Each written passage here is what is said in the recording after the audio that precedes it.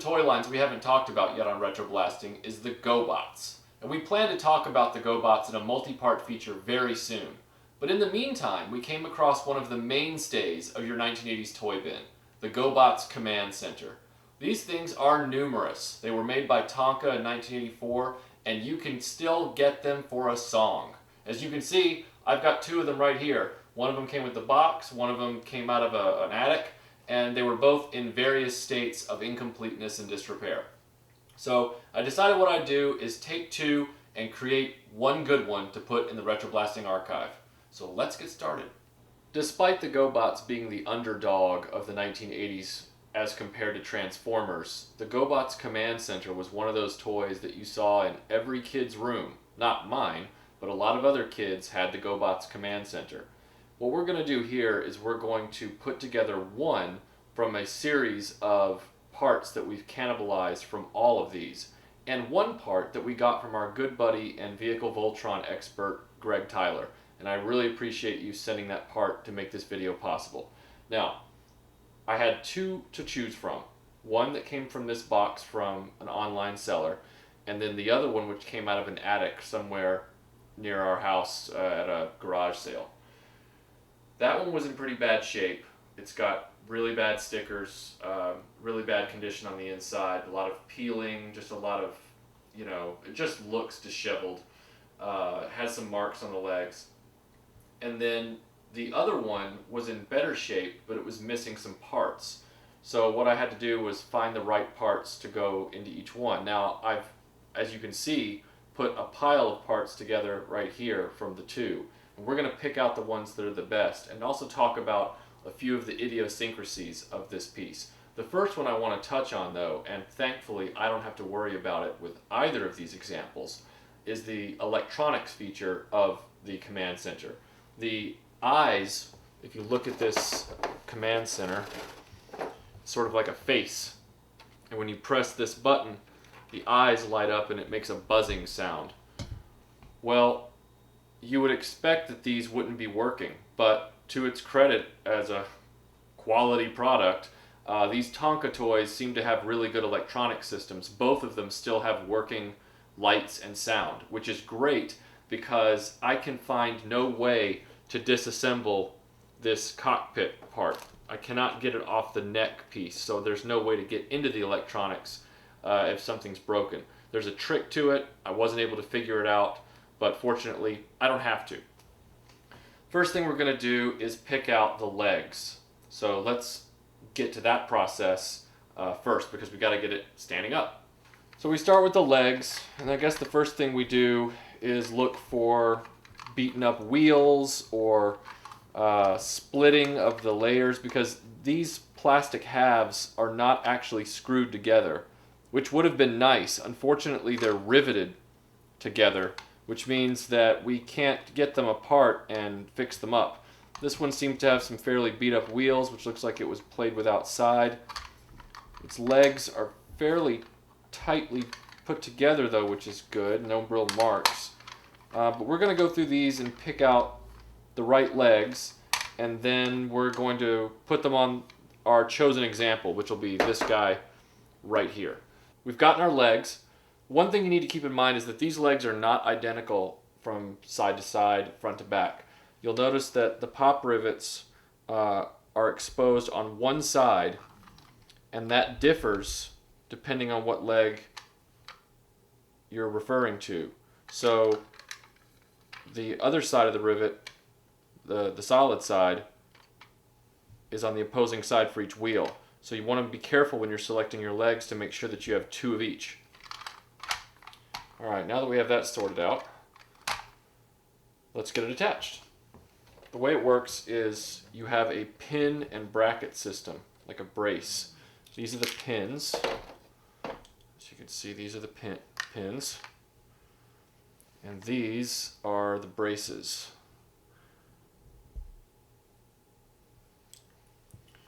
Alright, so the way this works is you want to align, you want to make sure that when this leg rotates back up, that those wheels are facing the bottom. That's important. Now the way I want to do this is I want to have the finished edge of the bolt, the pop rivet, on the outside, facing outside. So that is not the right one. Let's see. There we go. This would be the right one for this one. Bolt on the outside. So the way this works, you take this pin with this facing the outside, you push that through, and then at that point you push it through here, locks on the opposite side, and then to keep that pin in place you have your L bracket or your U bracket.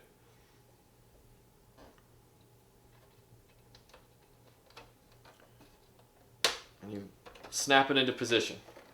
At that point, that becomes a working leg for your command center. So now repeat that process 3 times. It's always good to do a test fit with each one before you go crazy to make sure that you're putting the right one in the right place, because otherwise you got to break out a flathead screwdriver to pop those brackets back out.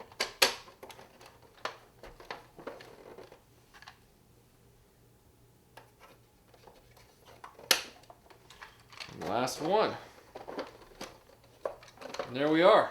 As you can see, it's got wheels to roll on, and if you want to, you can turn it into what's sometimes known as a poor kid's AT-AT walker, which would have been me, because I never had either the AT-AT walker or the command center. This one's looking a little floppy. We found our culprit for the floppy leg, and it turns out that we have a cracked bracket on the leg joint on the body of the command center itself. Unfortunately, this is a common problem with these old command centers. They weren't very robust in the engineering at this point. And more unfortunately is that our second option also has a cracked bracket at one of the legs. So we're just going to have to live with this as it is and accept the fact that it's a 30-year-old toy as of this year.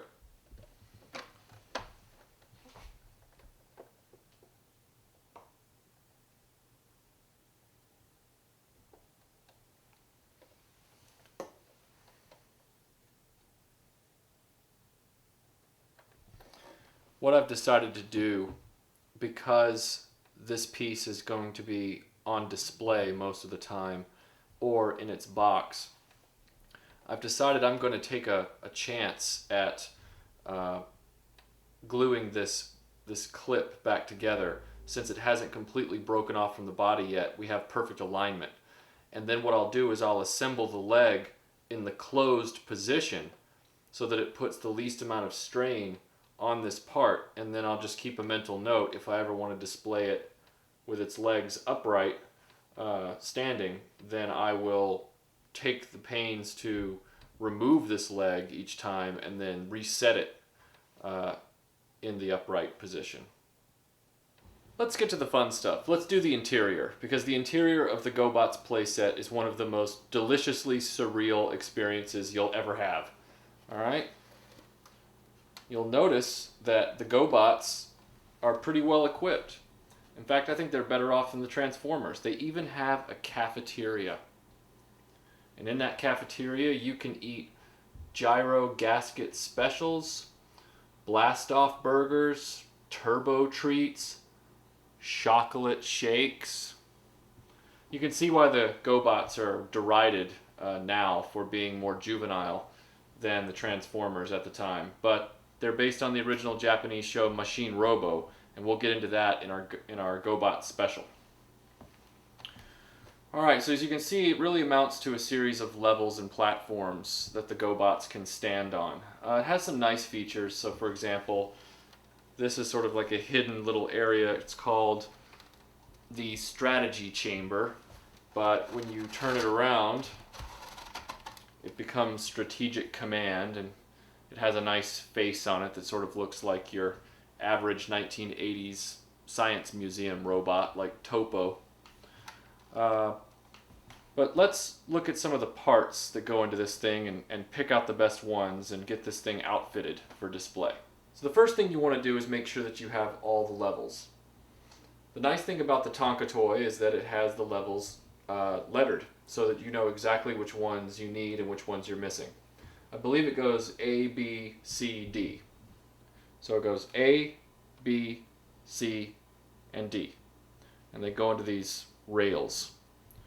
If you look at these, you'll see that some of them have distinguishing characteristics which make it easy to determine which ones you have and which ones you don't. A has the holes for the upper railing, so we need one A. So let's look at these two, and I guess I like this one better. So we have A. Alright, that's one. Then we have B. Now B is a frustrating level because you'll notice it has a hinge mount on it. That's because it has a nifty little feature called an enemy detector. The enemy detector is this flimsy little piece of red plastic held on by some very fragile hinges.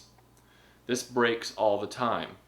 Unfortunately, the eBay seller that sent this to me had two of these lovely pieces in his command center, and I was jazzed because I thought, well, I can put the other one with the other command center that I have. Unfortunately, he didn't package the command center correctly for shipment, and the second detector showed up with a hinge broken off because it was just flapping around in the box on the playset. This is a real problem when you're a vintage toy collector because you almost have to handhold the sellers as to how to properly pack these toys for shipment. In the case of the command center, what you really need to be doing is removing all of these pieces and putting them in a padded Ziploc bag inside the playset before you ship it. But common sense is not common. So half of our rare toys and pieces will get broken in transit, making it doubly hard to get complete examples on the first try. So I'm going to carefully turn that on its hinge. Set that in there. Alright, that's good to go.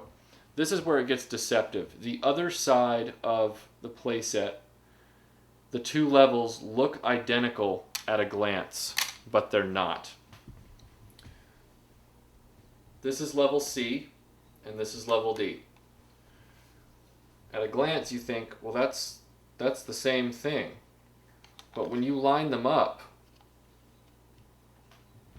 you'll notice, get this lined up for you,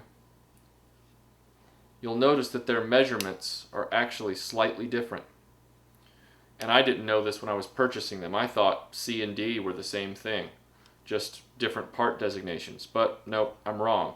So you really need a C and a D to truly complete your playset. Now, the levels are generally interchangeable. You can force them into the different sides, but if you're a stickler like me, then you're going to want the right stuff.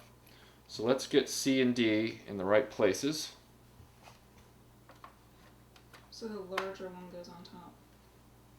D is the larger one. Okay, so the larger one goes on bottom. Alright. Now, we have to make sure that we have the railing for level A, which I have right here. I have two of them. And I think it is a crapshoot, so they're both intact. I'll just grab one. Alright, our command center is coming together. Now, the next stage are the repair hoses, the fuel hoses for the maintenance depot. This is one of those features that I get a little worried about as time goes on. Much like with mask toys and their rubber tires, there's nothing you can really do to stop rubber from decomposing or deteriorating. It's going to dry out, it's going to start falling away into crusty bits, and there's nothing you can do about it. But we're just going to have to live with that for now. There's two types of hoses. There's the gasoline hose with the gas nozzle, and then there's this dual hose. So I'm going to pick out the two best ones in this lot, which I think are these. And then I'm going to get those put in the right slots. You'll see here there are 2 peg slots for these. They only go in one way. They're keyed. And I guess I'll put the fuel on the left and this one on the right. Next we have to assemble the elevator. I have 2 platforms and it's a no-brainer because even though this one's cleaner, this one has the decal still intact. So I'm going to go with this one. This is also a hinge system, so be gentle when you're putting this back on. You don't want to break one of these teeth. Alright, that's in play. And that's operated from the back from a friction slide. I know, it doesn't sound very good. The idea is that your GoBots could move between levels.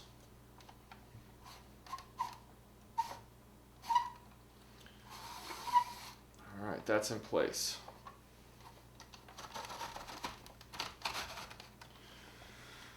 Alright, canopies. You have a nice retro red canopy for the top of the command center. I'm going to go with this one. These things are very prone to getting scratched up and beaten up. Let's get a battery in here too so I can show you the electronics. It takes a 9-volt.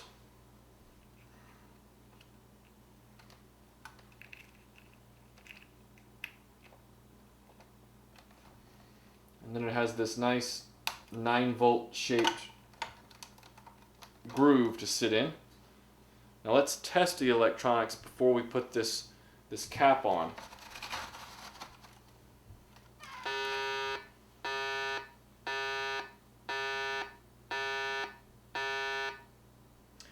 And that's the extent of 1984 playtime. But for us, it was awesome because it made noises and it lit up. That's all we really cared about. And apparently that action feature can destroy Psykill, or paralyze him, or something, or just make him really uncomfortable. I'm not sure, but the thing's giving him the Care Bear stare. That's all I know. Alright, is this the one I chose? Yes.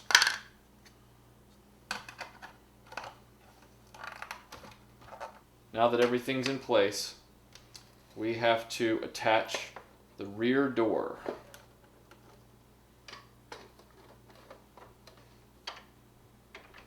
This piece is often lost, and this is the piece that our good buddy Greg Tyler was kind enough to send us for this video. So thank you, Greg. Really appreciate this. You know, we couldn't have done this video without you. Alright, so that's the rear access ramp. Close that first. And there it is. The complete GoBots command center. I know, it's not really that much to look at, but that was the GoBots base. As you can see, the GoBots command center is a great way to display the GoBots that you have in your collection. It is kind of a goofy looking playset, I admit, and it was all over the place in the 80s, so it's not worth much today. But that's great, because that means you can get one complete fairly easily, or complete one fairly cheaply. And I think the result speaks for itself. So thanks for watching this restoration, and we'll see you on the next one. Say hello, Kirby. Hello. I like dinosaurs. I know you do. Here comes the GoBot Command Center. Your parents put it together. You can change it to a land walker and a mighty fortress. 9-volt battery not included. GoBots sold separately. Enemy GoBot attacking. Now it has their master controls. Leader 1! Try and conquer the world now. You are grounded, Coptor. The GoBot Command Center. Leader 1 and Coptor each sold separately.